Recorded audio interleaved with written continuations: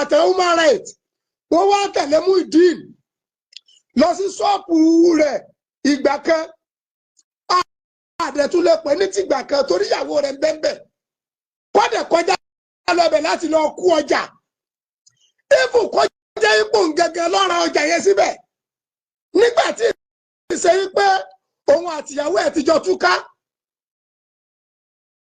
tí wọn àti ìjọ kọra wọn court wedding ni wọ́n dẹ̀ ṣe kọjá pé Muyideen gẹ́gẹ́ lọ́ra jà sínú ṣọ́ọ̀pù yẹn tó kílẹ̀sì pé ìyàwó ń sọ pé owó táwọn èèyàn ń bùn ló fi rajà bẹ́ẹ̀ ọ̀rọ̀ yẹn kan ọlọ́pàá àwọn ọlọ́pàá kan ni wọ́n tẹ̀lé kò sọ ọlọ́pàá tó bẹ́ẹ̀ tó lè ṣe ìlẹ́gà àṣẹ́bẹ̀ yẹn. àbá mi Ọpẹ́yẹmí Abdulrasaq àwọn ọ̀gá wa láti ìlú Ìlọrin àbúrò ní sẹ́yìn ọlọ́àpẹ̀lẹ̀ Al-Qur'an kì í ṣe pa àti gbọ́ pé àwọn ọlọ́pàá ti ìfáìtì ìyàwó Muyideen rí tí ẹ ti wá ṣe interview láàrin wọn kò tí ì sí yẹn that is wonderful nígbà tí Muyideen àti ìyá rẹ̀ lọ sọ́dọ̀ àwọn human rights ò ìfáìtì ìyàwó ẹ̀ táàpù wọn ti ṣe méjì pẹ̀lú ìyàwó ẹ̀ ráìtì wo ni wọ́n ní láti wá kú ọjà nínú ṣọ́ọ̀bù Muyideen tí wọ́n dẹ̀mọ̀ epo níyàwó. àwọn akẹ́kọ̀ọ́ tá a kàwé akọgbọ́n orí náà. ìyá mi fún mi láyọ̀ Káyọ̀dé.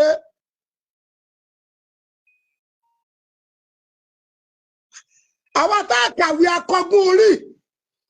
báwo la ṣe sọ wípé ọkọ fi ìyàwó lẹ̀ wọn ẹ̀dẹ̀ tí ì kọ́ra wọn.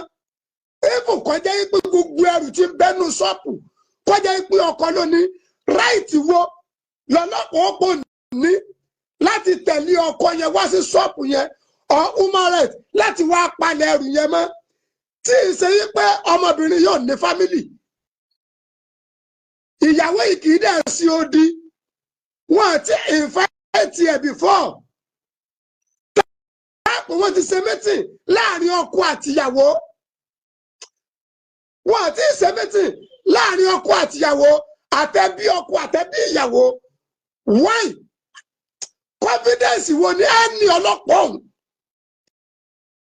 àwọn ọlọ́pàá kọ́ ni wọ́n wá I trust my police Nigeria mo trust àwọn police Nigeria pàápàá jùlọ àwọn kẹjẹ pé ọlọ́pàá Òṣogbo rọ o kì í sọ ọlọ́pàá Ọ̀ṣun tiwa yìí o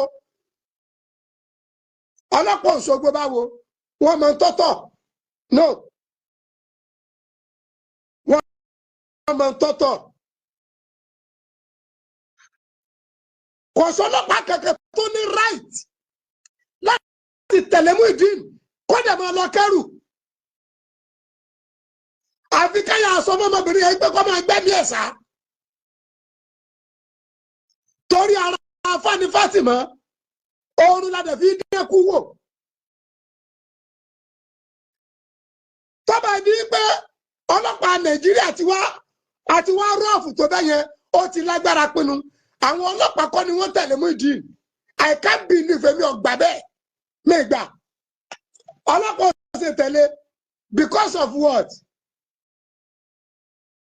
lórí kíni torí kíni pẹ̀lú kíni Muyideen lè lọ kú ẹrù nínú ṣọ́ọ̀bù but ìgbésẹ̀ wo ni kápá àwọn ọlọ́pàá bí human rights ni wọ́n ti gbé láàrin ọkọ àtìyàwó kí ni ìgbésẹ̀ tí wọ́n ti gbé láàrin fámìlì kìíní àti fámìlì kejì nígbà tó jẹ́ pé Muyideen fẹ́ ìyàwó rẹ̀ ní Sùlọ́kà ni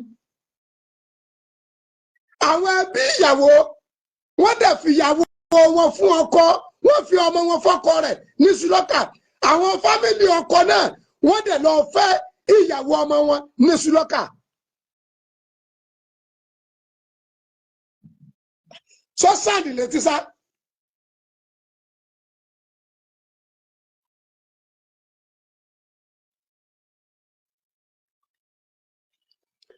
ọwọ́ bójú bá farabalẹ̀ yóò rí mú ìròrí tèmi yàtọ̀ mo kí ìyálájẹ́ ìyá àlùbáríkà àbúrò ní sẹ́yìn pẹ̀lú ògùn Ọlọ́run ẹni sọmọnù.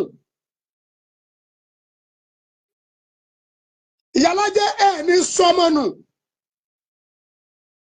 Ẹkún ọ̀dẹ̀ ní parí ẹ̀rín yín. Mo wà ní sọ Ìyálájẹ tí mo ń gbọ́ conversation àwọn pẹ̀lú ìyàwó Muyideen. Bí ìyá Muyideen náà ṣe respond pẹ̀lú ìyàwó ọmọ ẹ̀. Bàbá kẹtọ́ tó kù fún bàbá Muyideen. Bó náà ṣe respond tí ò tún respond mọ́. Ẹ sọ fún mi, nílùú tán ló bá tó níjòyè, tá a mọ ń tọ́tọ̀ àti tí ọ̀tọ̀. Nígbà tí ọlọ́pàá gẹ́gẹ́ ò ní right láti check fún anybody. Odidi ọ̀gá ọlọ́pàá ló wí jáde tá a bá ka ìwé rẹ̀. Èmi tó lẹ́rìí ẹ̀ lódidi ọ̀gá ọlọ́pàá. Ọlọ́pàá ò ní right láti check fún. Ẹ sọ fún mi, right wo lọ́lọ́pàá wà ní láti lọ sí inú ilé ọkọ àtìyàwó. Tọ́dẹ̀ jẹ́ pé Muyideen àtìyàwó ẹ̀ tọkọ tìyàwó ni wọ́n ti náà. Muyideen àtìyàwó ẹ̀ tọkọ tìyàwó ni wọ́n ti náà. Torí pé wọ́n fẹ́ra wọn ní Sùlọ́kà ni. Àdẹ̀ tí ìgbà information pé wọ́n ti lọ kóòtù bóyá kóòtù ti tú wọn ká.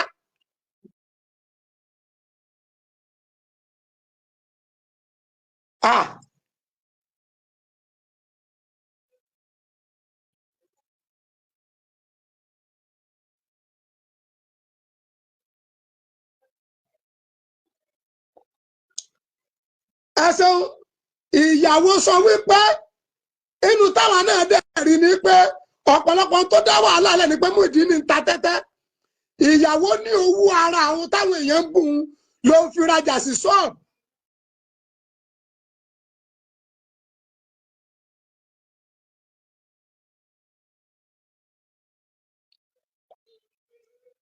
Even kọjá pé Muyideen ló ní ọjà tí ń bẹ ní ṣọ́ọ̀bù.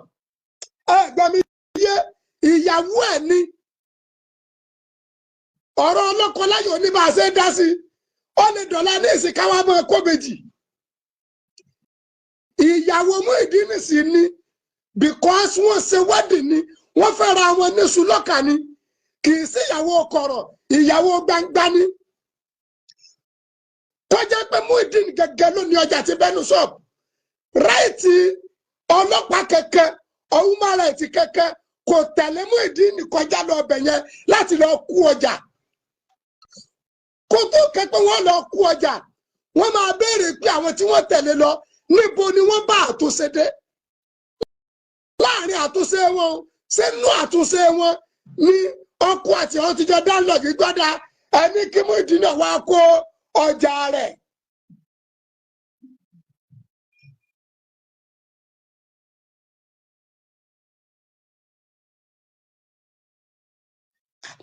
Bẹ́jà bá sọ lálẹ́ odò, àmọ́ tó tó náà, ṣe bí Yorùbá jọ ni wá, ṣé bí Yorùbá kàwé kò ní kọgbọ́n orí ni. Even èèyàn níyàwó, mọ̀dẹ̀fẹ́yàwó lè Sùlọ́kà, gbogbo dúkìá ti bẹnulé rẹ̀, tó bá fi máa di gbẹ́fẹ́ wá kó tá àti ìkọra wa, yóò ti níbi tá a fi ẹsẹ̀ fọṣọ ọlọ́kùnrin dé. Àwọn ẹbí kìíní, àwọn ẹbí kejì, wọ́n ti jọ ní àjọsọ láàárín àwọn ọkọ àtìyàwó. Ọkọ àtìyàwó ti jọ lájọsọ. Tó bá wá jẹ́ mi pé ó dáa, lọ kú ẹrù rẹ lọ́dọ̀ ọkọ rẹ fún kọjá pé ìyàwó ni. Yóò ti níbi tí wọ́n ti ṣàtúnṣe ọ̀rọ̀ dé kó tó kẹrù kíkó. Wa alaikum salam.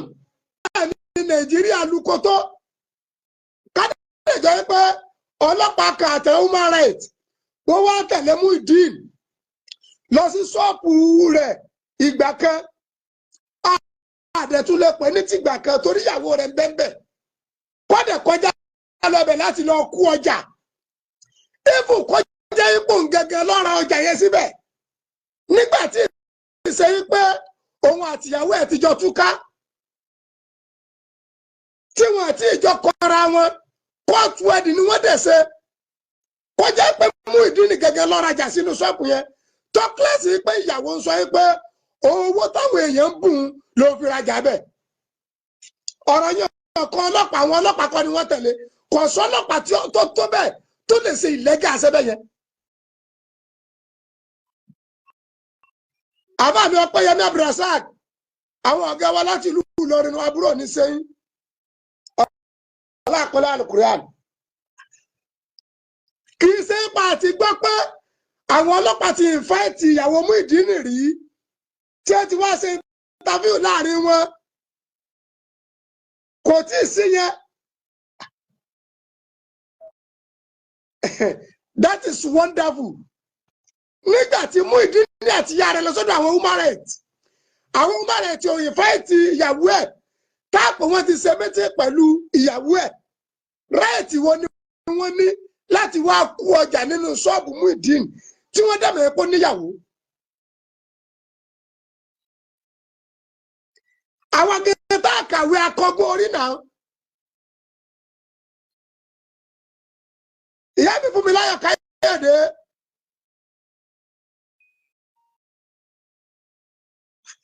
àwọn tá a kàwé akọgbọ́n orí báwo la ṣe sọ wípé ọkọ fi ìyàwó lẹ̀ wọn ẹ̀dẹ̀ tí ì kọ́ra wọn even kọjá yìí pé gbogbo ẹrù tí ń bẹ́nu ṣọ́ọ̀pù kọjá yìí pé ọkọ ló ní ráìtì wo lọ́lọ́pàá ó pò ní láti tẹ̀lé ọkọ yẹn wá sí ṣọ́ọ̀pù yẹn or human rights láti wá palẹ̀ ẹrù yẹn mọ́ tí ì ṣe yí pé ọmọbìnrin yóò ní fámìlì. ìyàwó yìí kì í dẹ̀ sí odi wọn àti ìfáìtì ẹ̀ before. táàpù wọn ti ṣe mítìn láàrin ọkọ àtìyàwó wọn àti ṣe mítìn láàrin ọkọ àtìyàwó àtẹ̀bí ọkọ àtẹ̀bí ìyàwó. why confidence wo ni ẹ ní ọlọ́pàá ọ̀hún. àwọn ọlọ́pàá kọ́ ni wọ́n wá I trust my police Nigeria mo trust àwọn police Nigeria pàápàá jùlọ àwọn kẹjẹ pé ọlọ́pàá Òṣogbo rọ o kì í sọ ọlọ́pàá Ọ̀ṣun tiwa yìí o. ọlọ́pàá Òṣogbo báwo wọ́n mọ tọ́tọ̀ no wọ́n mọ tọ́tọ̀ kò sọ ọlọ́pàá kankan tó ní right láti tẹ̀lé Muyideen kó dẹ̀ máa lọ kẹ́rù. àfi káyà sọ fọmọbìnrin yẹn pé kọ́ máa gbẹ́mí ẹ̀ sá. torí ara Fani Fatima oorun ládẹ̀ fi dẹ́kun wò. tọ́ba ní pé ọlọ́pàá Nàìjíríà àti wá rọ́ọ̀fù tó bẹ́ yẹn ó ti lágbára pinnu àwọn ọlọ́pàá kọ́ ni wọ́n tẹ̀lé Muyideen I can't believe mi ò gbà bẹ́ẹ̀ mi gbà ọlọ́pàá ò ṣe tẹ̀lé because of what? lórí kíni torí kíni pẹ̀lú kíni.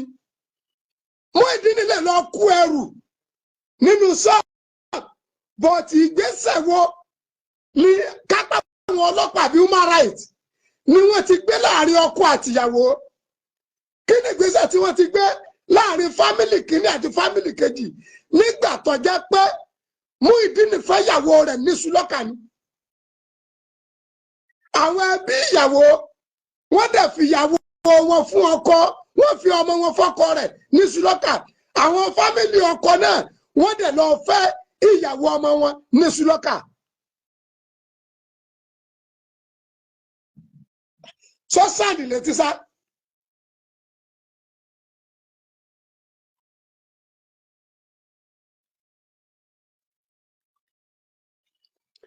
ọwọ́ bójú bá farabalẹ̀ yóò rí mú ìròrí tèmi yàtọ̀. mo kí ìyálájẹ ìyá àlùbáríkà àbúrò ní sẹ́yìn pẹ̀lú ògùn ọlọ́run ẹ̀ ní jẹ́ ẹ̀ ní sọmọnù. ìyálájẹ ẹ̀ ní sọmọnù ẹkún ọ̀dẹ̀ ní parí ẹ̀rín yín. mo wà ní sọ ìyálájẹ tí mo ń gbọ́ conversation àwọn pẹ̀lú ìyàwó Muyideen. bí ìyá Muyideen náà ṣe respond pẹ̀lú ìyàwó ọmọ ẹ̀. bàbá kẹtọ́ tó kù fún bàbá Muyideen bó náà ṣe respond tí ò tún respond mọ́. ẹ sọ fún mi nílùú tó lọ́ba tó níjòyè tá a máa ń tọ́tọ̀ àti tí ọ̀tọ̀ nígbà tí ọlọ́pàá gẹ́gẹ́ ò ní right láti chẹ́ẹ̀kì fún anybody odidi ọ̀gá ọlọ́pàá ló wí jáde tá a bá ka ìwé rẹ̀ èmi tó lẹ́rìí ẹ̀ lódidi ọ̀gá ọlọ́pàá. Ọlọ́pàá ò ní rẹ̀ láti chẹ́ẹ̀kì fóun ẹ sọ fún mi ráìtì wo lọ́lọ́pàá wà ní láti lọ sí inú ilé ọkọ àtìyàwó tó dẹ̀ jẹ́ pé Muyideen àtìyàwó ẹ̀ tọkọ tìyàwó ni wọ́n ti náà. Muyideen àtìyàwó ẹ̀ tọkọ tìyàwó ni wọ́n ti náà torí pé wọ́n fẹ́ra wọn ní sùlọ́kà ni àdẹ̀ tí ìgbà information pé wọ́n ti lọ kóòtù bóyá kóòtù ti tú wọn ká.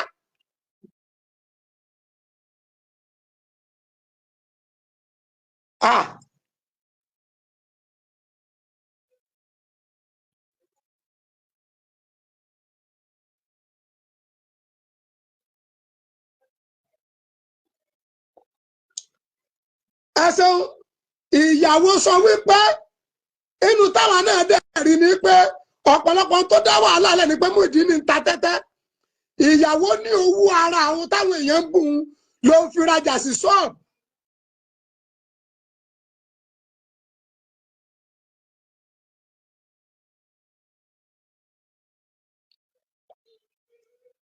Even kọjá pé Muyideen ló ní ọjà tí ń bẹ ní ṣọ́ọ̀bù ẹgbẹ́ mi yé ìyàwó ẹ̀ ní ọ̀rọ̀ ọlọ́kọ láyò ní bá a ṣe dá sí ó lè dọ̀la ní ìsìnkáwá mọ́ ẹ̀kọ́ méjì ìyàwó Muyideen sì ní because wọ́n ṣe wedding ni wọ́n fẹ́ra wọn ní sùlọ́kà ni kì í sí ìyàwó kọ̀rọ̀ ìyàwó gbangba ni tó jẹ́ pé Muyideen gẹ́gẹ́ ló ní ọjà tí bẹ́nu ṣọ́ọ̀bù ráìtì ọlọ́pàá kẹ̀kẹ́ human rights kẹ̀kẹ́ kò tẹ̀lé Muyideen kọjá lọ ọbẹ̀ yẹn láti lọ kú ọjà kó tó kẹ́pẹ́ wọ́n lọ kú ọjà wọ́n máa béèrè pé àwọn tí wọ́n tẹ̀lé lọ níbo ni wọ́n bá àtúnṣe dé láàrin àtúnṣe wọn sínú àtúnṣe wọn ní ọkọ àti àwọn tíjọ dánlọ́ọ̀gì gbọ́dá ẹni kí Muyideen náà wá kó ọjà rẹ̀.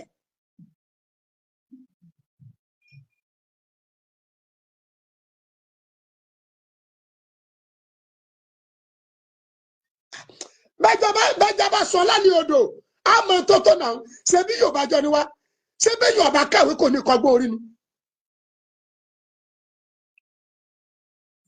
even èèyàn níyàwó mọ̀dẹ̀fẹ́yàwó lè sùn lọ́kà gbogbo dúkìá ti bẹnu lé rẹ̀ tó bá fi máa di tó fẹ́ wá kó tá àti ìkọra wa yóò ti níbi tá a fi ẹsẹ̀ fọṣọ ọlọ́kùnrin dé àwọn ẹbí kìíní àwọn ẹbí kejì wọn ti jọ ní àjọsọ láàrin àwọn ọkọ àtìyàwó ti jọ lájọsọ tó bá wá jẹ mí pé ọdá lọ kú ẹrù rẹ lọ́dọ̀ ọkọ rẹ fún kọjá pé yàwó ni yóò ti níbi tí wọn ti ṣàtúnṣe ọ̀rọ̀ dé kó tó kẹrù kíkó.